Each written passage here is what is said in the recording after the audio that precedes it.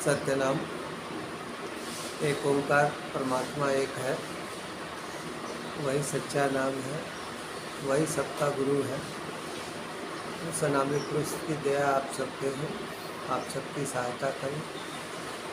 पूरे देश भर में, दुनिया भर में, जहाँ कहीं भी आप सुन रहे हो, देख रहे हो, आप सबका कल्याण हो। उस मालिक की दया आप सबके हो, आप सबके संस्कारों की पूर्ति में मदद करें। सत्य। आज रविवार 7 सितंबर 2025 को आध्यात्मिक प्रश्नोत्तरी का दिन है। आश्रम के शिष्य मनीष कुमार वर्मा कार्यक्रम की शुरुआत करेंगे। सबसे पहले गुरु जी के चरणों में प्रणाम। प्राकृतिक पुरुष सिद्धि आश्रम वाराणसी से मैं मनीष वर्मा आज प्रश्नोत्तरी कार्यक्रम में गुरु जी से कुछ प्रश्न करने जा रहा हूँ। पहला प्रश्न गुरु जी आज से पितृपक्ष शुरू हो रहा है, इसका क्या अर्थ है और क्या महत्व है?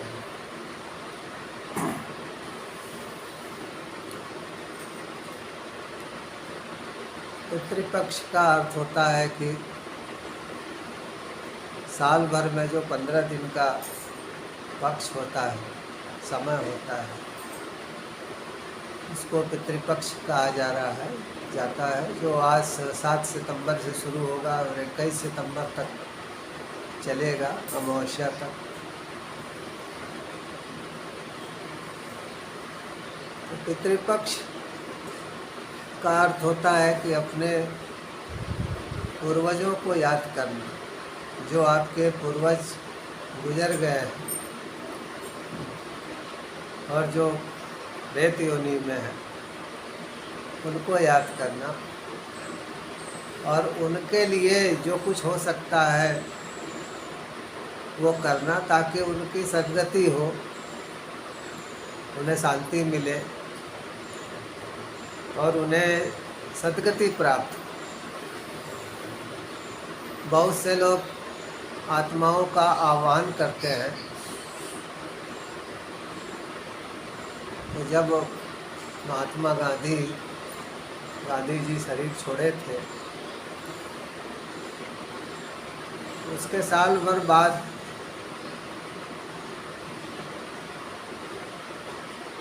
हमारे एक पूज्य गुरुदेव जी थे जो चोला छोड़ चुके हैं। तो वो कहते थे कि उनकी आत्मा को संतों ने बुलाया था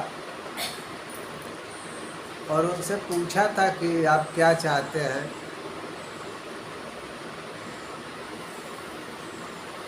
और मृत्यु के बाद कैसा लग रहा है। तो पूज्य गुरुदेव बताते थे कि गांधी जी का कहना था कि अभी उचित स्थान नहीं मिला है और हमारी आत्मा की शांति के लिए आप लोग भजन कर सकते हैं, जो भी मुझे पसंद है। तो प्रेत योनि का अर्थ है कि हमारे पूर्वजों का विचरण करता हुआ मन ही तो विचरण करता है। स्वामी विवेकानंद ने उसको अतिरिक्त वासनाएं कहा है। अगर किसी की सारी इच्छा पूरी हो जाए, कोई इच्छा ही नहीं रह जाए, तो मन भी नहीं रह जाएगा। मन क्या है? मन आपकी इच्छाएं ही तो है, चाहते ही तो है। इसीलिए इच्छाओं के साथ जो लोग विचरण कर रहे हैं, उनको जो है माना जाता है कि वो प्रेत योनि में है, वो हमसे परे है, दूर है। और उनके लिए जो कुछ भी हम कर सकते हैं वो करना चाहिए उनकी शांति के लिए। तो ये गुरु भाई का प्रश्न है, लोग अपने पूर्वजों को प्रेत योनियों से छुटकारा देने के लिए गया ही जाते हैं, क्या उन्हें वास्तव में प्रेत योनि से छुटकारा मिल जाता है? गुरु जी, इस पर आपके विचार हम लोग सुनना चाहते हैं। गया एक सिद्ध क्षेत्र है। गया जी में एक ऐसा तीर्थ स्थल है जहाँ पे एक वरदान मिला हुआ है कि यहाँ पे जो भी अतिरिक्त वासनाएं आएंगी या जिनका आवाहन किया जाएगा,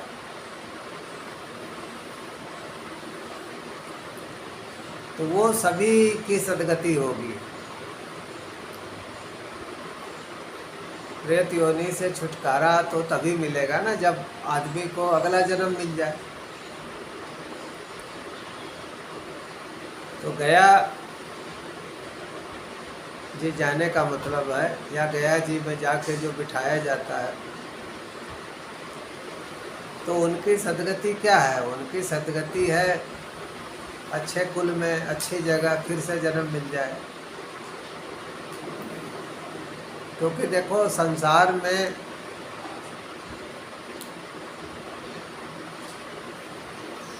जन्म लेना भी आसान नहीं, वो भी अच्छे कुल में, अच्छे घर में। उसके लिए अच्छा संस्कार भी होना चाहिए।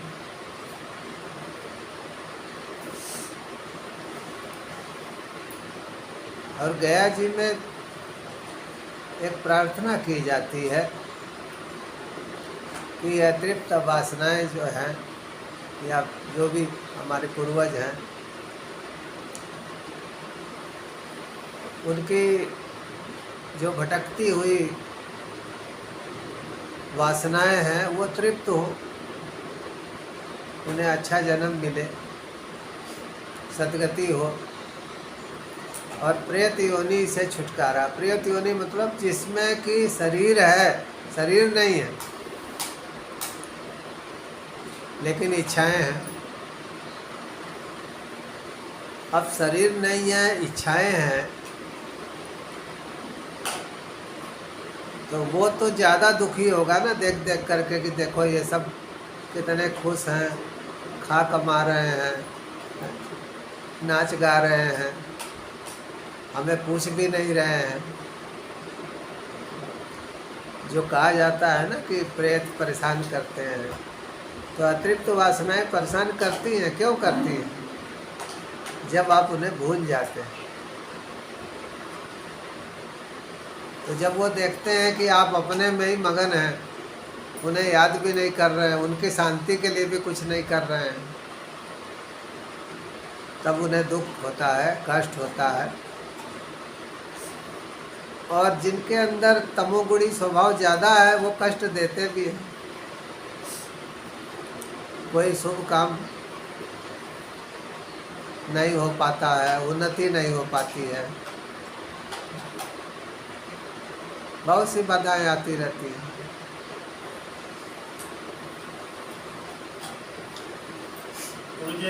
गुरु बहन का एक प्रश्न है, गुरु जी, आजकल भारत ही नहीं बल्कि पूरी दुनिया में धर्म का खूब प्रचार प्रसार हो रहा है, फिर भगवान को अवतार लेने की क्या जरूरत है?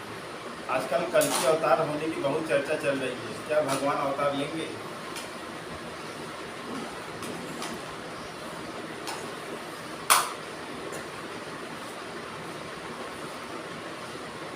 पिछला जो प्रश्न था पूर्वजों वाला, उसमें एक चीज़ और मैं बता दूं कि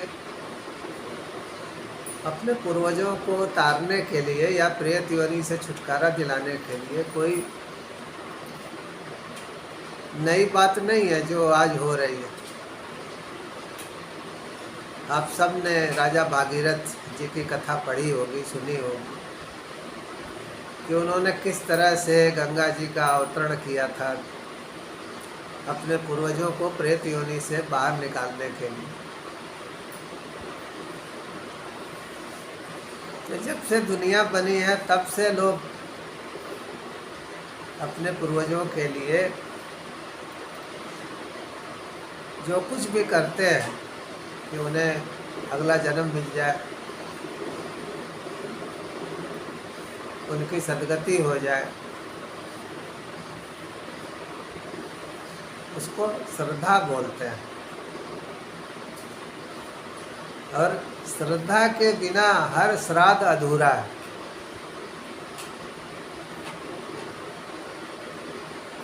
श्रद्धा के बिना जो है कोई भी श्राद्ध अधूरा है। तो श्रद्धा होना चाहिए अपने पूर्वजों के प्रति। जो कुछ भी आप कर रहे हैं, इसी से वो प्रसन्न हो जाते हैं। आप लोगों को खुश देख करके वो भी खुश होंगे, आशीर्वाद देंगे। बशर्ते ये है कि आप उन्हें भूलें ना, उनके लिए भी आप कुछ करें। अब अगला सवाल आपने पूछा था एक बार फिर से। मुझे गुरु बहन का प्रश्न है, गुरु जी आजकल भारत ही नहीं बल्कि पूरी दुनिया में धर्म का खूब प्रचार प्रसार हो रहा है, फिर भगवान को अवतार लेने की क्या जरूरत है? आजकल कल की अवतार होने की बहुत चर्चा चल रही है, क्या भगवान अवतार लेंगे? देखो, अवतार के बारे में दो चीज़ें हैं कि एक तो जो संत महापुरुष मानते हैं कि अवतार जो है हृदय में होता है। मानस आप लोगों ने पढ़ा होगा, तो मानस में आप लोगों ने पढ़ा होगा, अतिशय प्रीति देखी रघुबीरा, प्रगटे हृदय हरन भव धीरा। श्रीमद् भगवद गीता जी में भी आपने पढ़ा होगा, ईश्वर हृदय देशे तिष्ठति अर्जुन, कि भगवान हृदय में है। और मानस में कहा गया है कि अतिशय प्रेम देख करके, भक्त के हृदय में जब अतिशय प्रेम होता है, अतिशय प्रेम मतलब उतना प्रेम किसी दूसरे के लिए ना हो, न किसी दूसरे व्यक्ति के लिए, न किसी चीज के लिए।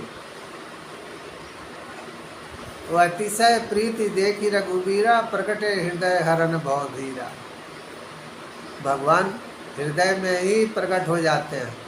वो आँख बंद किया है, ध्यान में है, भीतर ही भगवान दर्शन दे देते हैं। तो ये तो देखो, हृदय में भगवान का दर्शन हो गया। और आपने जो चर्चा किया है वो संसार की चर्चा किया है। आपका सवाल जो है सांसारिक, तो संसार में भी अवतार होता है, संसार में भी समय समय पे महापुरुष आते हैं। और आप कह रहे हैं कि धर्म का प्रचार प्रसार खूब हो रहा है, भारत में नहीं पूरी दुनिया में। फिर भगवान को अवतार लेने की क्या जरूरत है?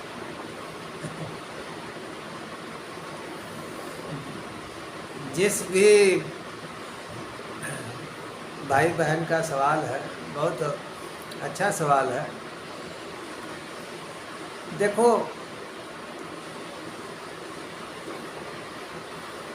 भगवान के बारे में कहा गया है कि अधर्म की वृद्धि होने पे, संसार में जब अधर्म की वृद्धि हो जाती है तो भगवान अवतार लेते हैं। अब धर्म की आड़ में कितना अधर्म हो रहा है इसको कौन जानता है? भगवान ही नहीं जानते हैं। अगर भगवान का अवतार होने वाला है, कल की अवतार होने वाला है, तो इसका मतलब ये है कि धर्म की आड़ में अधर्म भी खूब हो रहा है। और इसको भगवान ही देख रहे हैं, भगवान ही जान रहे हैं।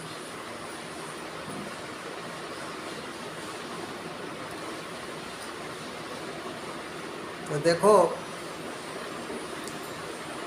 संसार में महापुरुषों का अवतार या भगवान का अवतार, जाहिर सी बात है कि कहा गया है कि दुष्टों के विनाश के लिए होता है।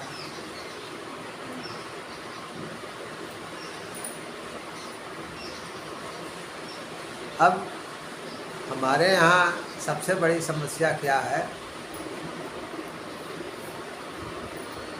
कि बहुत से लोग भगवान के नाम पे डराते हैं, लेकिन भगवान से खुद नहीं डरते हैं। तो सारा पाप, छल कपट, झूठ, सच सब भगवान के नाम पे हो रहा है। तो इसीलिए मैंने कहा कि धर्म के नाम पे अगर अधर्म हो रहा है, धर्म की आड़ में अगर अधर्म हो रहा है, तो उसे खत्म करने के लिए तो भगवान को संसार में आना ही पड़ेगा, महापुरुष को आना ही पड़ेगा।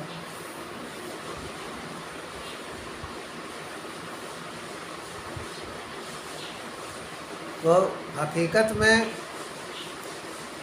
धर्म का प्रचार प्रसार हो रहा है या अधर्म का हो रहा है तो भगवान ही जानता है। आजकल देखिए धर्म के नाम पे कितने बेगुनाहों को मार दिया जाता है। धर्म पूछ पूछ करके भी अभी हाल ही में देखो कत्ल हुए हैं।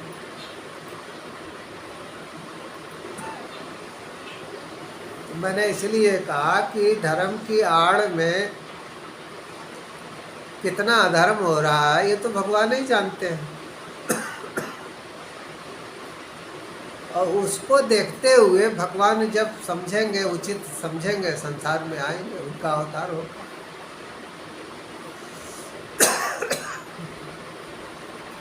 गुरुजी, गुरु भाई का प्रश्न है, संत महापुरुष कहते हैं कि भगवान के अवतार का प्राकट्य स्थल हृदय है। इस संसार में भगवान के अवतार लेने की बात क्यों की है? देखो दोनों ही बातें सत्य हैं। मैंने अभी कुछ देर पहले आपको बताया था कि भगवान का अवतार संत महापुरुष हृदय में मानते हैं। अतिशय प्रीति देखी रघुबीरा, प्रगटे हृदय हरण भव धीरा, मानस कहती है, गीता भी कहती है, ईश्वर हृदय जैसे तिष्ठति है अर्जुन। तो दोनों में ही एक साम्यता है कि जो व्यक्तिगत यानी अब शरीर के अंदर जो अवतार होता है वो हृदय में होता है। शरीर अवतार का मतलब क्या है कि भीतर भगवान का दर्शन करना, अपने को तार लेना। तो एक अवतार वो हो गया। अब अपने को तार लो, इस जन्म में अपने को तार लो, तो एक वो अवतार हो गया जो व्यक्तिगत होता है, अपने हृदय के भीतर होता है। और दूसरा अवतार जो है संसार में होता है। जब भगवान महापुरुष के रूप में आते हैं, अपने शक्तियों के साथ आते हैं, क्योंकि देखो बिना शक्तियों के तो संसार वाले भगवान मानेंगे नहीं, और बिना शक्तियों के यहाँ जब इंसान को लूट लेते हैं तो भगवान को कहाँ से लोग छोड़ेंगे।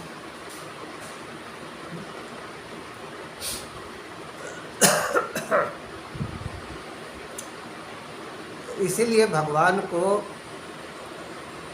जब महापुरुष के रूप में अवतार लेना है तो वो अपने सिद्धियों के साथ, शक्तियों के साथ संसार में आते हैं।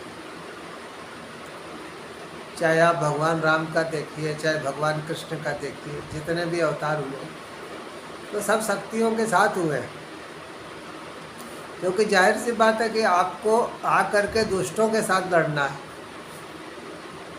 तो जब दुष्टों के साथ लड़ना है, उनका विनाश करना है, तो आपके पास सिद्धि शक्ति भी तो होनी चाहिए, नहीं तो आप लड़ेंगे कैसे उनसे। तो अवतार हृदय में भी होता है और अवतार जो है संसार में भी होता है। मुझे एक बहन का प्रश्न है, हमारे समाज में भेदभाव बहुत है, जाति के आधार पर, धर्म के आधार पर, लिंग के आधार पर, रंग के आधार पर। जब इंसान सिर्फ इंसान है तो यह भेदभाव क्यों? बहुत अच्छा सवाल है। उस बहन को मेरी तरफ से आशीर्वाद, और मैं बताना चाहूँगा कि संसार में भेदभाव धीरे धीरे कम हो रहे हैं। आज से अगर 50 साल पहले आप देखें, 100 साल पहले देखें, तो धर्म के आधार पे, जाति के आधार पे, रंग के आधार पे, लिंग के आधार पे बहुत भेदभाव था।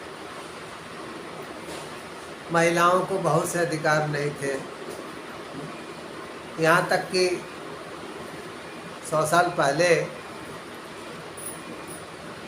किसी का पति गुजर गया, खास करके बंगाल के क्षेत्र में, तो उसके चिता के साथ जो है जवान औरत को भी जो है डाल दिया जाता था चिता में, चाहे उसकी मर्जी से बला फुसला कर या ज़बरदस्ती धकेल दिया जाता था।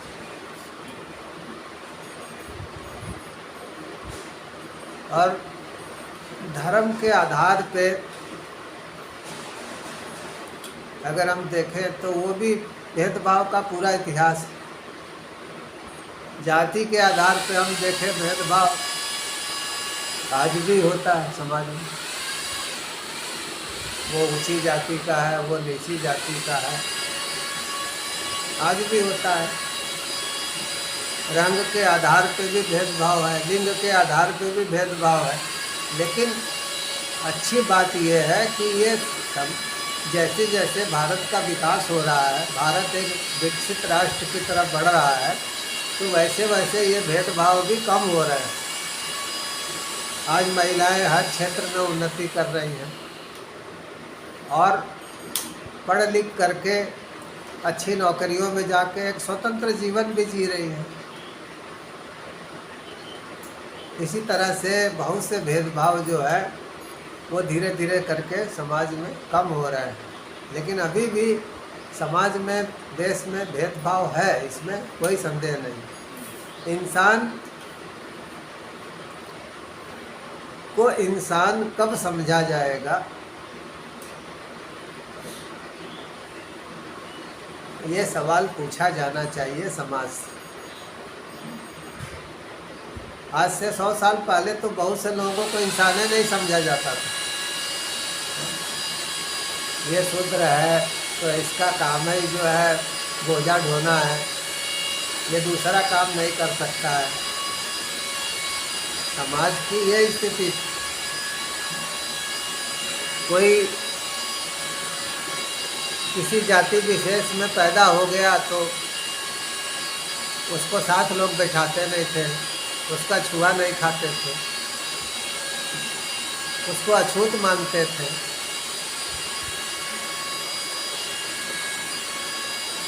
जबकि यह सब अज्ञानता है। सच्चाई ये है कि इंसान सिर्फ इंसान है।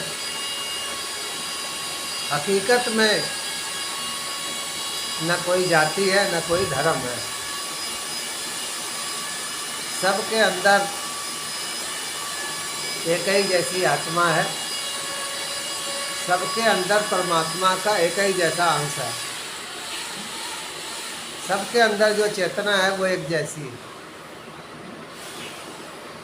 तो इंसान और इंसानियत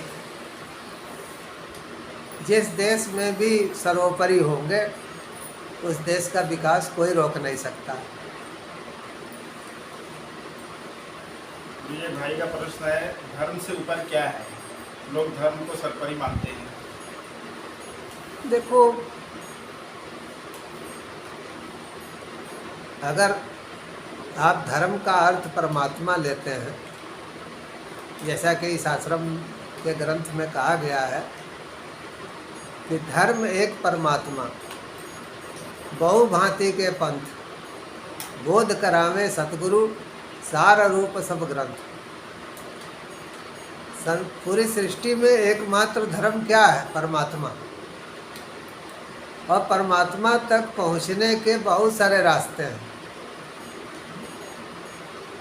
और आपके लिए कौन सा सही रास्ता है इसका बोध सतगुरु कराते हैं।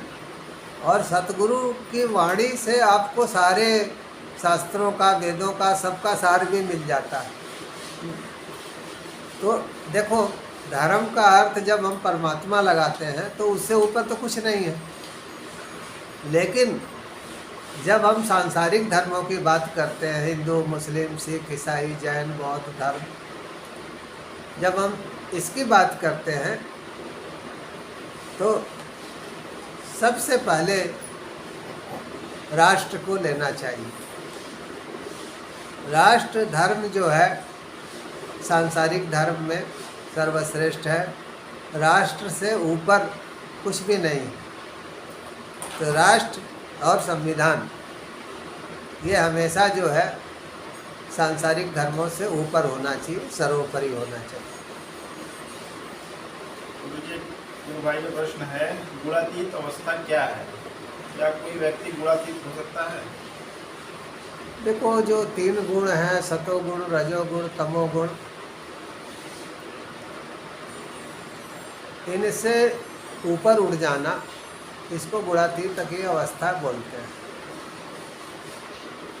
अब सबके लिए तो संभव नहीं है, लेकिन जो बहुत से जन्म ले चुके हैं या जो संत महात्मा हैं, तो उनके गुणों में दिलचस्पी नहीं रह जाती है।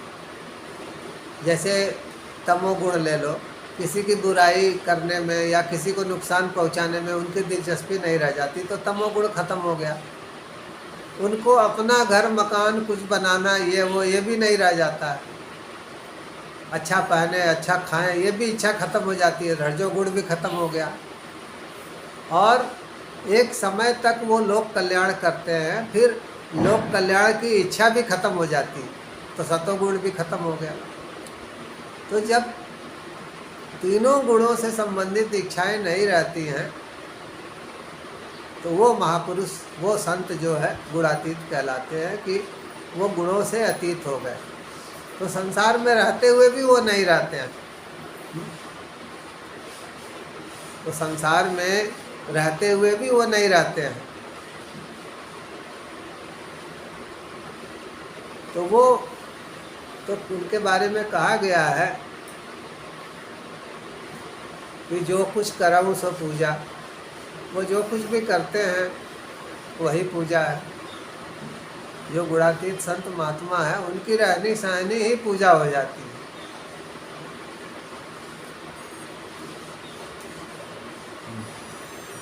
ये गुरु भाई का प्रश्न है कि होनापन क्या है? क्या यह सबके लिए संभव है? केवल संत महापुरुष के लिए ही संभव है? संसार में देखो, एक कर्तापन होता है, यानी आदमी को करना पड़ता है। जैसे आप काम करते हैं, मेहनत करते हैं, मजदूरी करते हैं, सब कुछ करते हैं, तो एक कर्तापन है कि जीव को करना पड़ता है। और एक होनापन है कि जीव जो है कुछ करता नहीं है, वो परमात्मा के सानिध्य में चला जाता है और होने लगता है। जैसे देखो, आपने मेहनत मजदूरी किया, आटा दाल चावल लाए, भोजन पका रहे हैं, भोजन बना रहे हैं, ये सब कर्तापन है। और आपने उस भोजन को मुंह में डाला,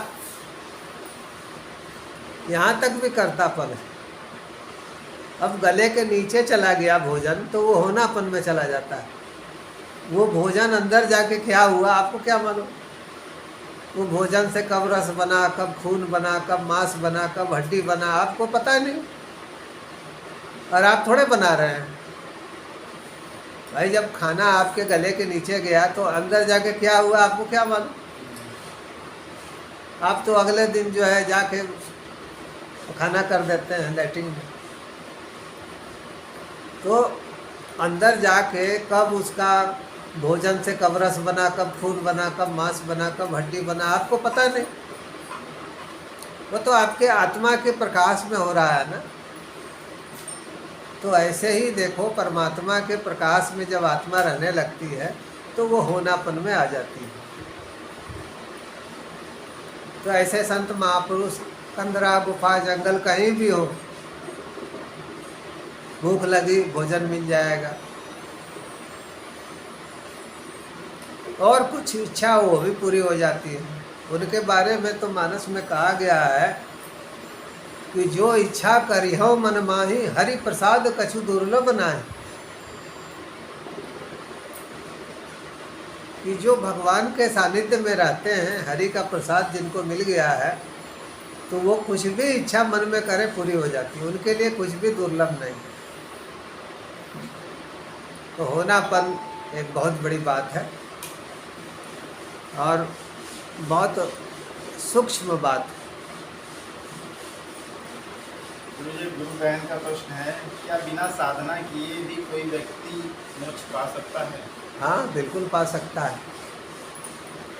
बिना साधना किए भी मोक्ष पा सकता है। बहन ने बहुत अच्छा सवाल किया है। उस बहन से मैं कहना चाहूँगा कि अगर उस बहन की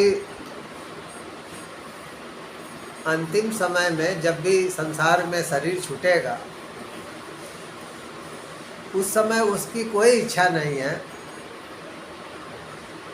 तो दोबारा उसको नहीं आना होगा। देखो, इच्छाओं का समापन ही मोक्ष है।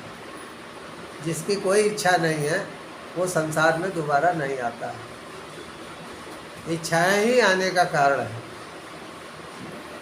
जैसे चने को भून दीजिए तो किसी भी मिट्टी में लगाओ नहीं जमेगा, क्योंकि उसके अंदर जमने वाली चीज़ जो है ख़त्म हो गई, संस्कारें ख़त्म हो गया जमने का। ऐसे ही जिसके अंदर कोई इच्छा नहीं है तो वो भी दोबारा नहीं आएगा, उसका भी जन्म नहीं होगा।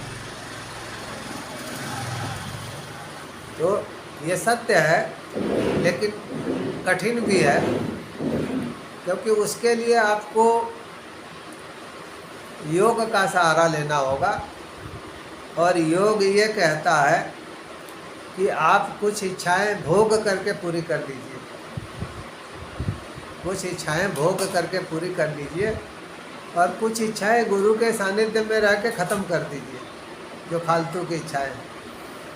वैसे भी गुरु के सानिध्य में रहने पर जो आपकी ज़रूरी इच्छाएं हैं पूरी होती जाती हैं और जो बेकार इच्छाएं ख़त्म होती जाती हैं। यही गुरु का ज्ञान है। जब गुरु का ज्ञान जागृत हो जाता है तो जो आपके लिए अच्छा है वो होता है, और जिससे आपका भला नहीं होने वाला है वो चीज़ खत्म होती चली जाती है। यही गुरु की विशेष कृपा होती है।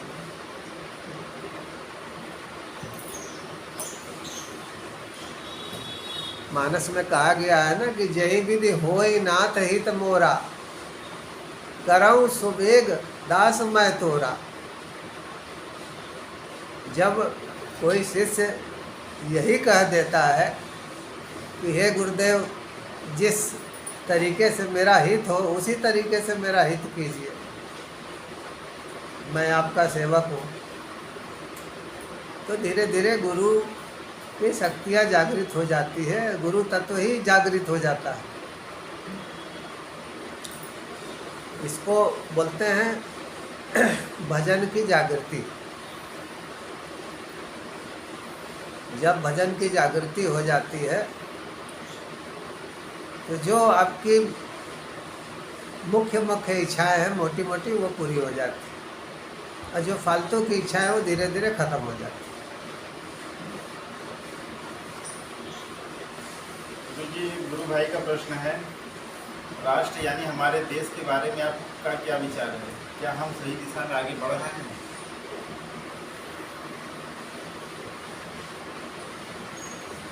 पिछले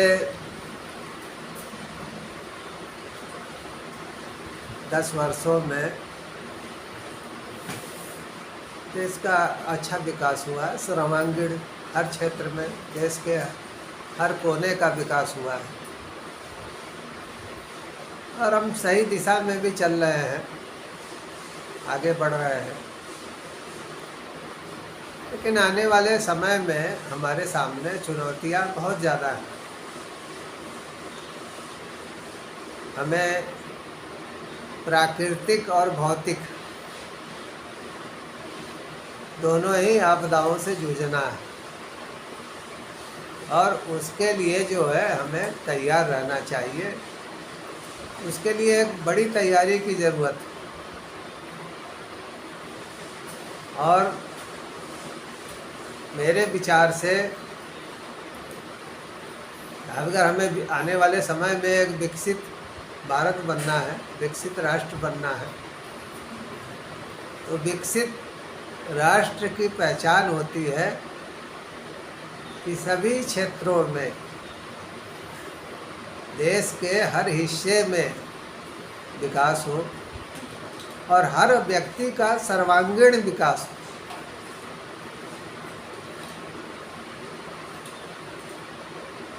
उसको शिक्षा भी मिले, चिकित्सा भी मिले, उसको नौकरी भी मिले, उसको मकान भी मिले।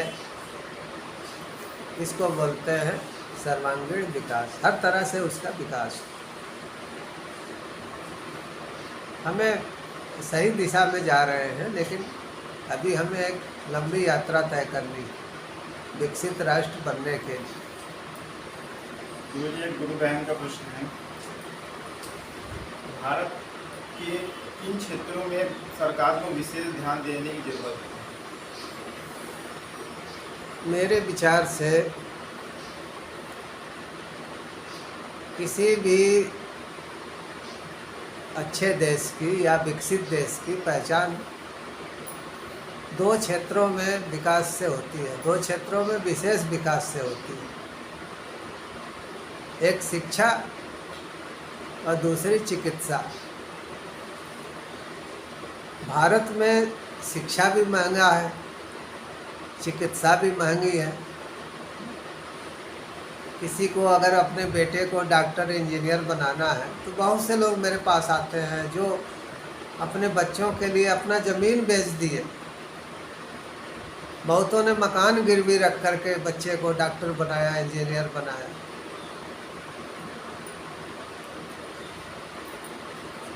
तो शिक्षा हमारे यहाँ बहुत महंगी है।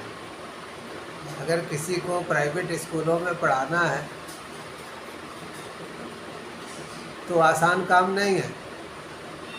प्राइवेट स्कूलों में मनमानी फीस है, कोई कंट्रोल नहीं है। तो हमारे यहाँ शिक्षा जो है बहुत महंगी है। और दूसरी बात की चिकित्सा, हमारे यहाँ चिकित्सा भी बहुत महंगी है। चिकित्सा के क्षेत्र में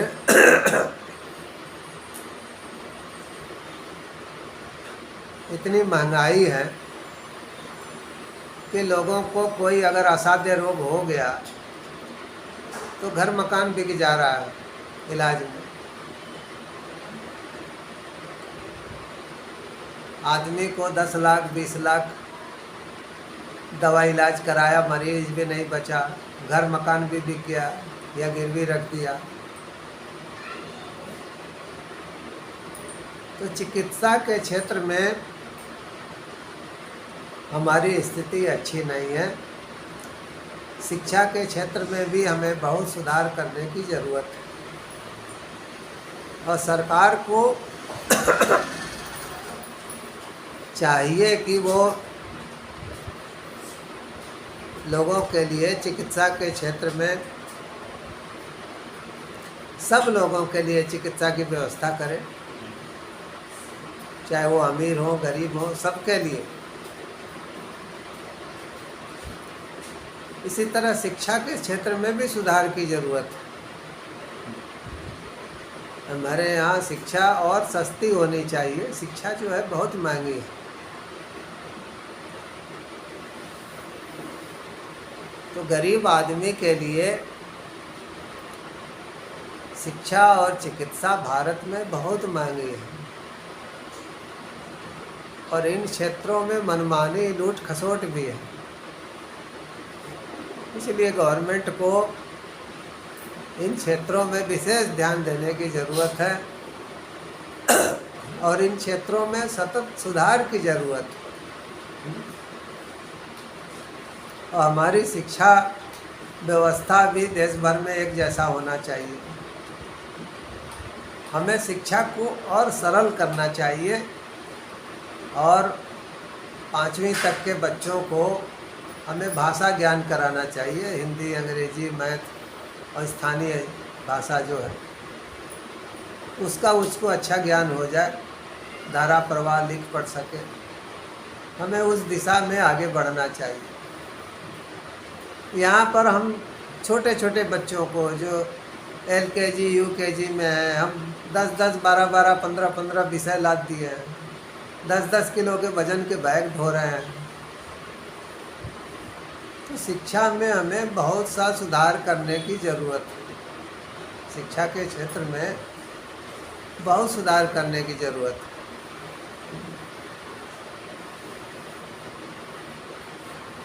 और इसी तरह से चिकित्सा के क्षेत्र में दवाइयाँ और सस्ती होनी चाहिए, इलाज सस्ता होना चाहिए।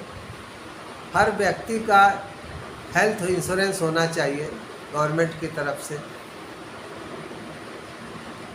जो 10-20 लाख तक भी लगे तो वो इसका इलाज करा सके।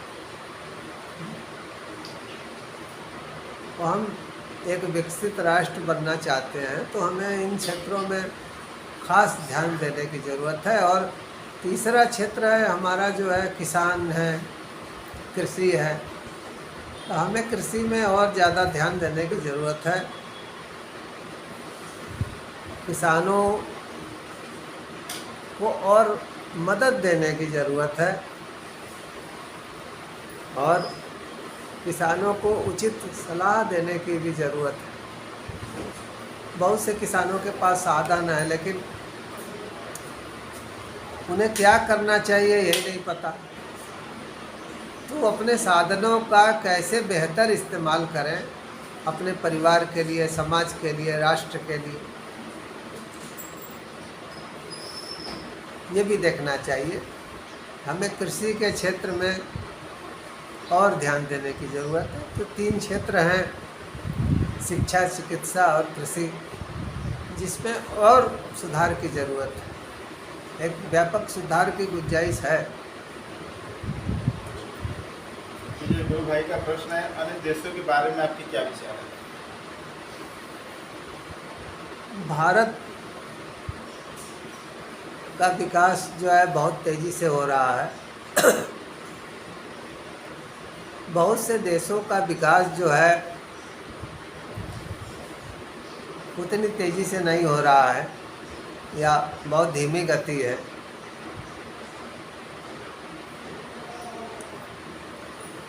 उसका बहुत बड़ा कारण वहाँ के लोगों की सोच, वहाँ के लीडर की सोच और संसाधनों का सही इस्तेमाल नहीं होना है।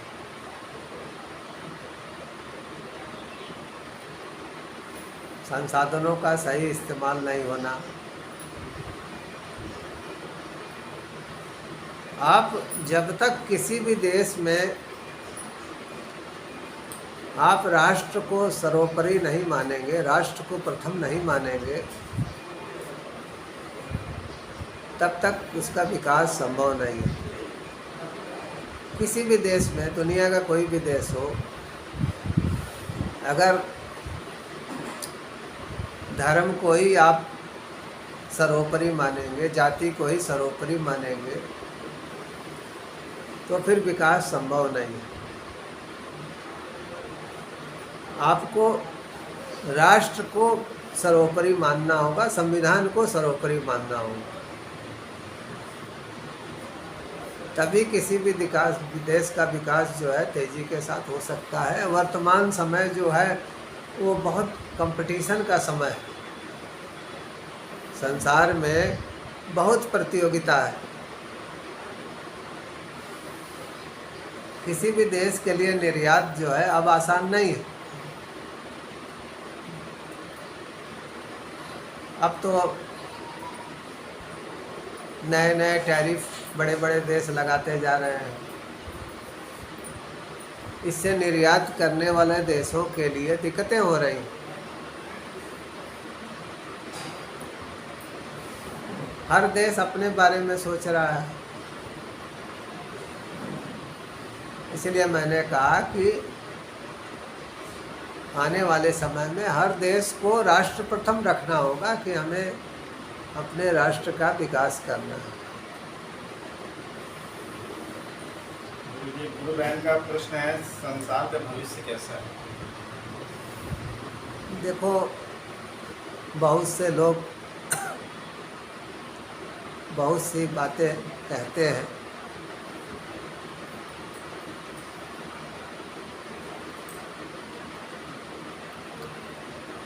मुझे जो अनुभव होता है कि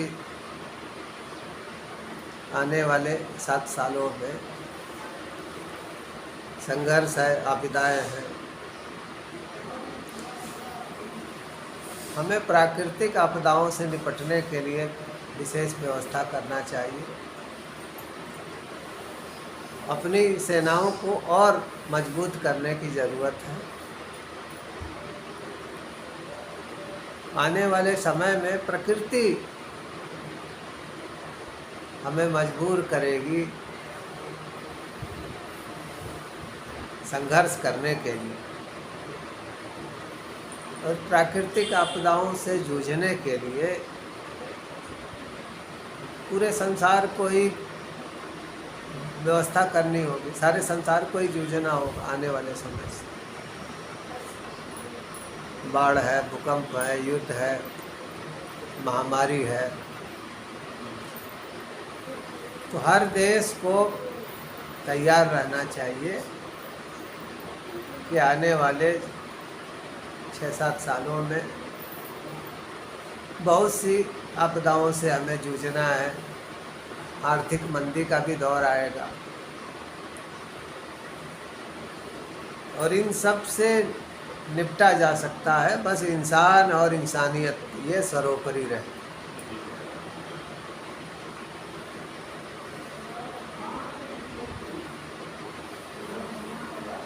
तो ये गुरु भाई का प्रश्न है, भविष्य में आपदाओं का समाधान क्या है? विश्व में भविष्य में आपदाओं का समाधान क्या है? देखो, अच्छा सवाल है।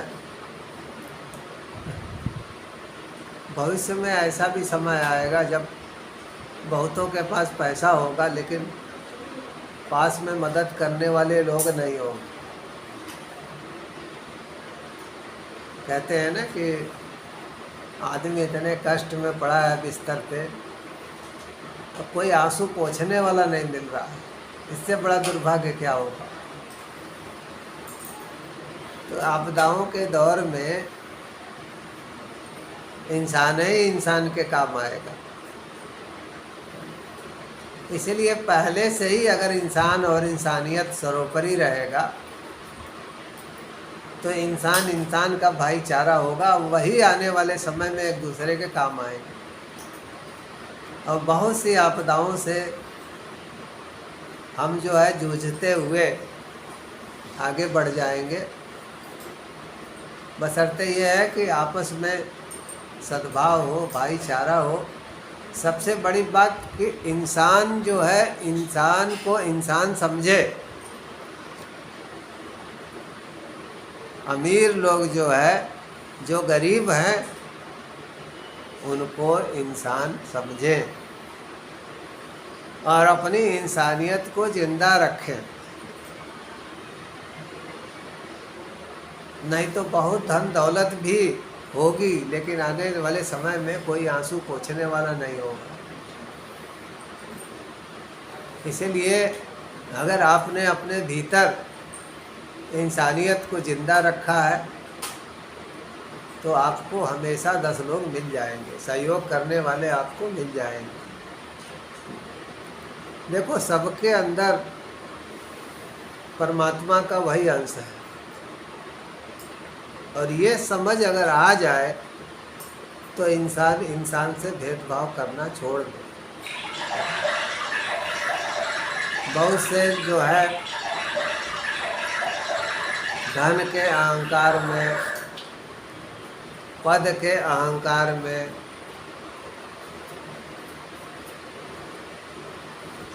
अपने आलीशान कोठी बंगले के अहंकार में इंसान को इंसान ही नहीं समझते हैं।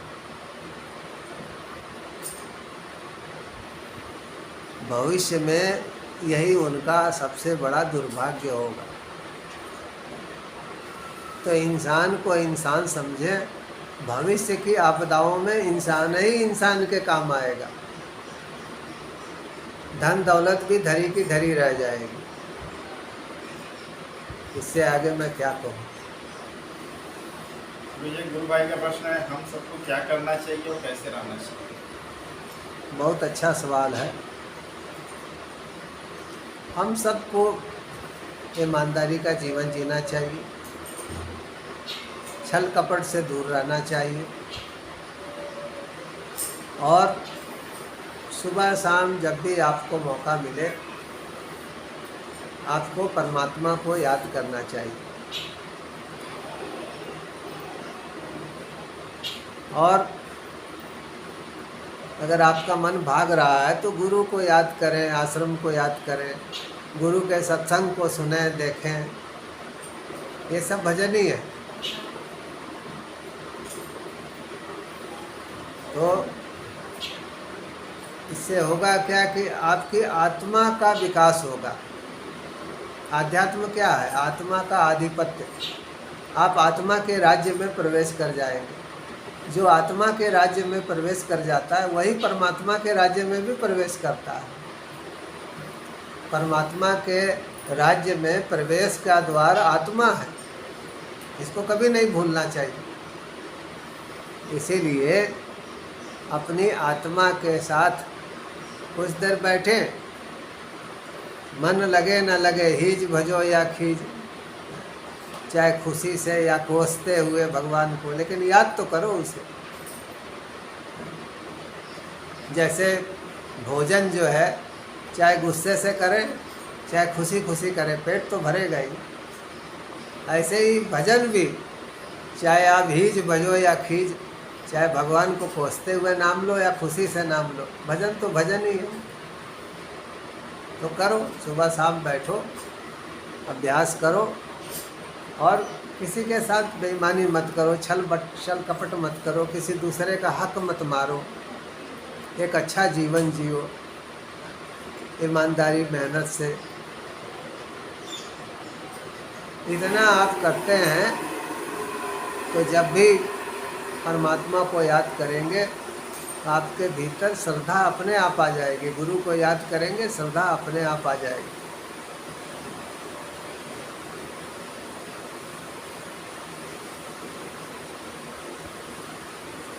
तो ये प्रश्न मेरा भी है, भजन करने और सुनने में क्या अंतर है? देखो, भजन एक तो लोग गाते हैं, जैसे हमारे सत्संगी भाई गाते हैं, या बहुत से बड़े बड़े गायकों ने भी जो है, रफ़ी साहब ने बहुत से भजन गाए हैं, लता जी ने गाए हैं, बहुत से गायकों ने गाए हैं, बड़े बड़े गायकों ने। मुकेश साहब ने पूरा जो है मानस गाया हुआ है, रामचरितमानस।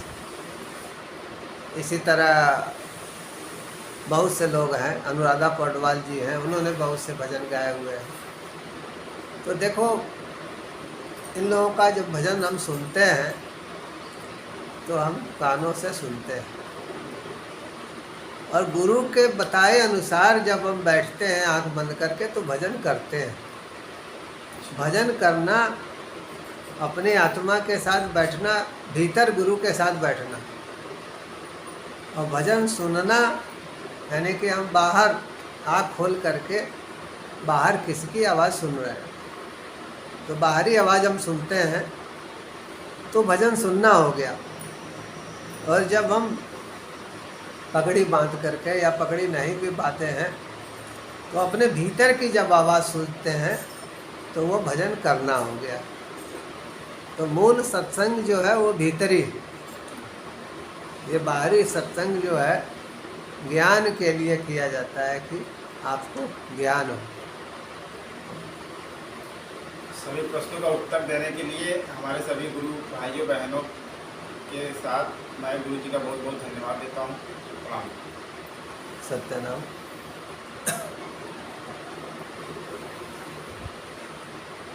ब्रह्मानंदम ब्रह्मानंदम परम सुखदम परम सुखदम केवलम ज्ञानमूर्तिम केवलम ज्ञानमूर्तिम द्वंद्वातीतम द्वंद्वातीतम गगन सदृशम गगनसदृशं तत्त्वमस्यादिलक्षणम तत्त्वमस्यादिलक्षणम् एकम नित्यम विमलमचलम विमलमचलं सर्वदी साक्षिभूतम सर्वदी साक्षिभूतं भावातीतम भावातीतं त्रिगुणरहितम त्रिगुणरहितं रहितं सद्गुरु त्वं नमामि सद्गुरु त्वं नमामि सद्गुरु त्वं नमामि सद्गुरु त्वं नमामि मानुष भजले गुरु चरणम मानुष भजले गुरु चरणं दोस्तर भव सागर तरणम दुस्तर भव सागर तरणं मानुष भजले गुरु चरणम मानुष भजले गुरु चरणं भव बाधा भव बंधन हरणम भव बाधा